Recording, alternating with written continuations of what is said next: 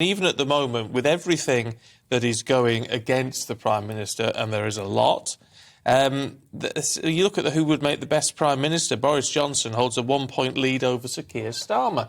I mean, everything's playing in Sir Keir Starmer's favour here.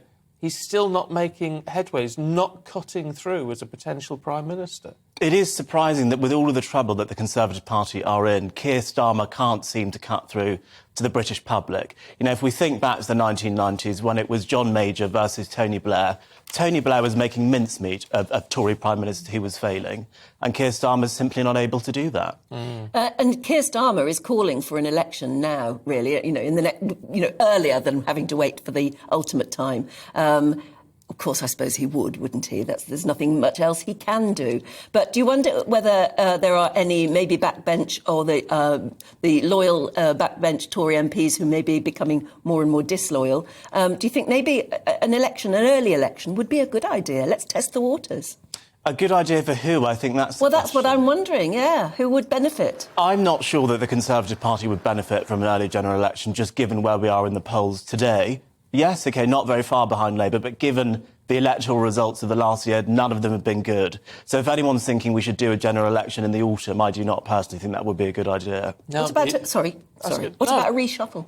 Yes, I think a reshuffle is coming. I think there's one set for July. There will have to be a reshuffle now because Oliver Dowden stood down from the co-chairmanship of the Conservative Party.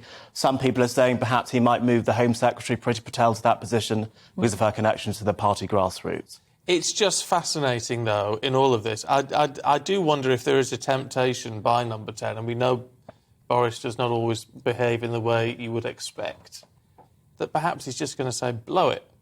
Let's have a general election. Let's test all this. You know, the backbenchers aren't happy. The Labour Party want an election. Let's just do it.